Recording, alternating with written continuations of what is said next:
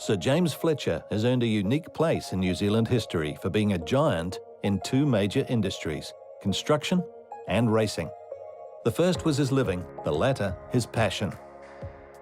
During Sir James's 70-year racing era, he was an avid rider, a prolific owner, a skilled administrator, president of the country's largest racing club and a stud owner. All achieved while working full-time and running the biggest company in the country.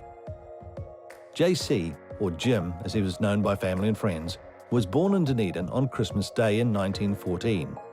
He was the second son of Sir James Fletcher Sr., the founder of Fletcher Construction.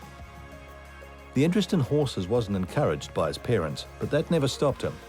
He took riding lessons after leaving school and then rode with the Pakuranga Hunt Club for more than 40 years.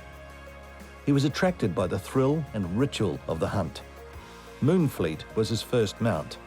That was followed by King Rod, which provided him with his first racing success at the age of 22, the Waikato Hunt Cup. Gambling was never part of the allure. He loved the racing environment and the people involved. It was a passion he shared with his wife. Vaughan was an avid racegoer and scrapbooker. She filled 19 books over 70 years, documenting every race meeting and event involving their horses. The races were always on in the household. In 1939, JC and his father bought a rundown dairy farm near Te Kauwhata.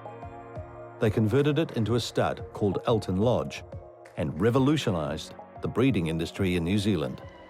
A paradise for thoroughbreds. 750 acres of rolling, rich Waikato land. Here, as on other New Zealand stud farms, the rye pasture stays in good heart, for the climate varies only 11 degrees between summer and winter. The Fletcher's inspiration came from successful farms in America like Claiborne. Alton Lodge was a commercial enterprise. Fences were painted white, glossy full-page adverts were created, and a full-time vet was employed. It took thoroughbred breeding into a new age. Every modern advance in the technique of breeding is carefully studied by New Zealand breeders.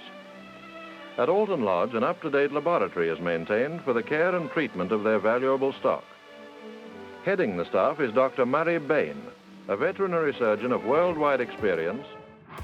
The stud was extremely successful in its relatively short 20-year history. The Fletchers topped the Trentham yearling sales in 1951. Balloch ended Foxbridge's 11-year reign as the top sire in the same year.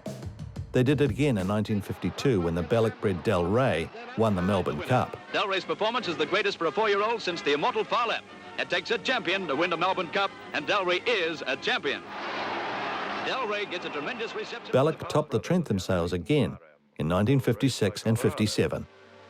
But pride of Alton Lodge is Balloch, by Obliterate, sire of Quashed from Sinner, a world-famous foundation brood mare, and dam of half a dozen successful sires, including Beau Pair and Mr. Standfast. Alton Lodge's success attracted royalty in the 50s. Balloch and Gold Nib were among the decade's top 10 sires. Yet the dignitaries preferred to see the English Derby winner, Midday Sun. The stud was also the first to promote the live foal guarantee as part of the service fee package. Eventually, JC's livestock passion became too much of a business. The Fletchers closed the lodge as a public stud, and 10 years later, got out of the farm completely. The focus went back to the racetrack, and the Fletcher tartan colours were extremely successful. Loyalty was always important to the Fletchers' racing activities, with first Merv Ritchie and then Dave O'Sullivan entrusted with training their horses. From Teresa's victory in the Tattersall Gold Cup in 1952 to Rustler winning the Wellington Cup in 1973, Sir James's horses performed well at home and abroad. The best was Mr. Tiz. The Hall of Famer won 7 Group 1s, becoming one of the best New Zealand sprinters since World War II. This was Sir James speaking after Mr. Tiz won his 2nd Railway Stakes, a more convincing victory than the dead heat of a year before. It's a great thrill to win the Railway. This year it was short and swift. Last year I think we had to wait 10 minutes for the result. It's almost a mystery how Sir James found time to contribute to administration of the racing industry while running New Zealand's largest company. He was a founding member of the New Zealand Thoroughbred Breeders Association. He also worked his way from steward at the Auckland Racing Club to president between 1969 and 1972. The knighthood was awarded in 1980 for Sir James's business achievements. It's fitting that the New Zealand Racing Hall of Fame celebrates Sir James Fletcher's vast contribution to the racing industry.